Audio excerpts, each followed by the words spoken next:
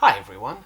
For today's book review, we're going to be checking out the eagerly anticipated Lusitania, Volume 1, The Life of a Greyhound, written by J. Kent Layton, Tad Fitch, Michael Poirier, Tom Linsky, and Levi Rourke.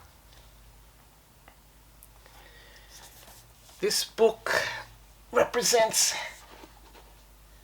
the latest of works detailing the life of the Lusitania, and books about this ship have come a very long way since early works by A.A. Holing and this rather battered copy from Colin Simpson, which was my first introduction to this ship. Since then, coverage has been updated and accuracy improved over time with other books by Eric Sauder and, if I may, this rather seminal book by Robert Ballard, Exploring the Lusitania. Pardon me. And then, some time ago, this rather epic tome by our friend J. Kent Layton, Lusitania, an illustrated biography. This is quite the epic book.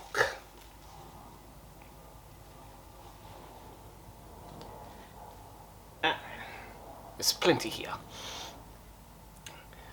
There are other awesome books about the Lusitania, including works by Eric Sauder.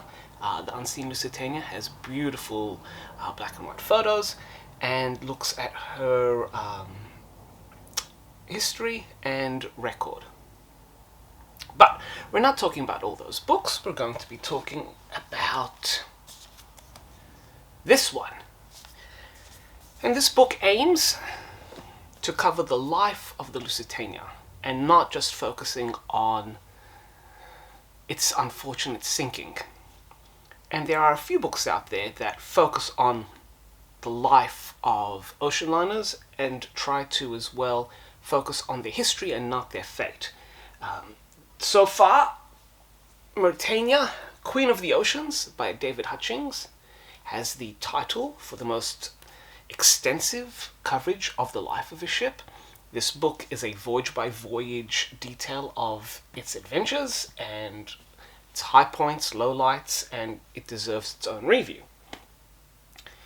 And a more extreme example is this book by Derek Grout, Empress of Ireland, the story of an Edwardian liner. You can see my earlier review about this book, but basically the author goes to the extreme and basically avoids the disaster and the details of the disaster altogether and just focuses on the ship's previous several years of life and all that went on during its career.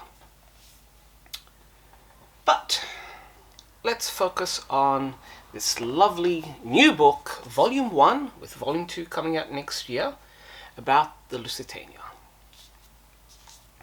As I'm reading this book and enjoying all the information that it is filled with, I got the sense that some of this was very familiar. And so then I had a look at this book, and I discovered that chunks of text, even photos and captions, have simply been copied over from this book into this new one. And that's disappointing, especially when it's marked as all new.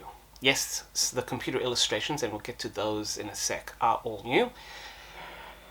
And it promises that the second volume will include new findings, so it'll be interesting to see just how much the second volume diverges from the second half of this earlier book.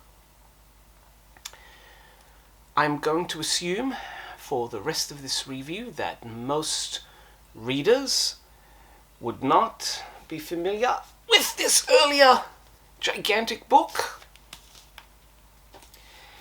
And I'm going to tailor the review to those who are approaching this book for the first time, and this may be one of their first books about the Lusitania.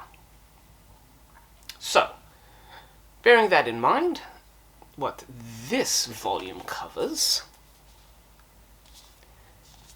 is the context, the historical and technological context in which the Lusitania and its sister ship, the Mauretania, were planned and constructed and entered service. It then looks at the ship in extreme detail, tons of information about everything from how the ship operated to the distance between each of the funnels. And then we get closing chapters regarding the excitement of the maiden voyage and some of the highlights and unfortunate events that occurred throughout the ship's career up until the beginning of the First World War. Some of those events include what's depicted on the front cover, where the ship was struck in 1909 by a rogue wave, but managed to punch through and survive quite relatively unscathed.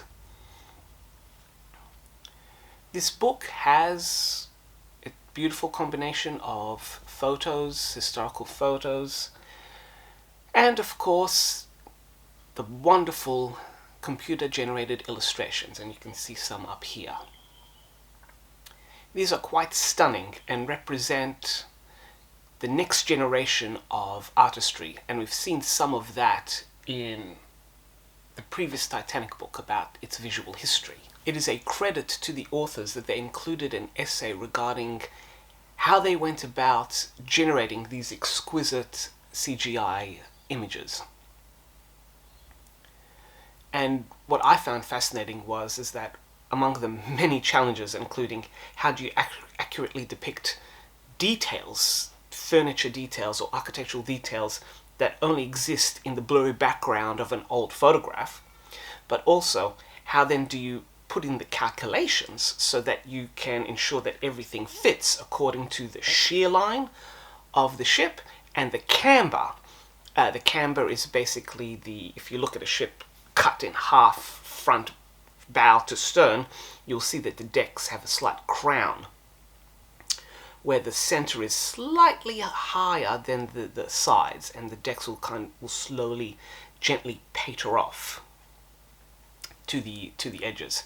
And the shear line is basically when you look at a ship from side on, bow to stern, you'll see a gentle curve. The Andrea Doria has quite a visible shear. And if you want to see a ship with absolutely no shear, then check out the French ocean liner L'Atlantique. That has no shear whatsoever. Everything is just flat. Anyway, that is fascinating. And they are gorgeous. Some of them are evocative of Ken Marshall with some of their mood and sense of motion. And they are gorgeous to look at. And those images make the interiors of the Lusitania really pop. And you can easily imagine yourself walking through its decks. The text, even though it is crammed full of facts and information and details, never feels that you're reading an essay or that you're reading a technical report. The authors have a fantastic talent of presenting all this technical information in a very easily approachable way, and you can feel the gusto and the enthusiasm of the authors with their subject. They truly care about the Lusitania and have a driving need to ensure that future generations have access to this information and that the history of this ship will live on. It is a wonderful read, and as I mentioned before, it is extensively illustrated. It will be interesting to see how Volume 2 looks, what they choose to illustrate in terms of these beautiful CGI images, and also I'm eagerly anticipating what other new findings that they will find. And for those who may have the previous book, it will also be interesting to see the differences between the text in the new volume versus the text in the previous one.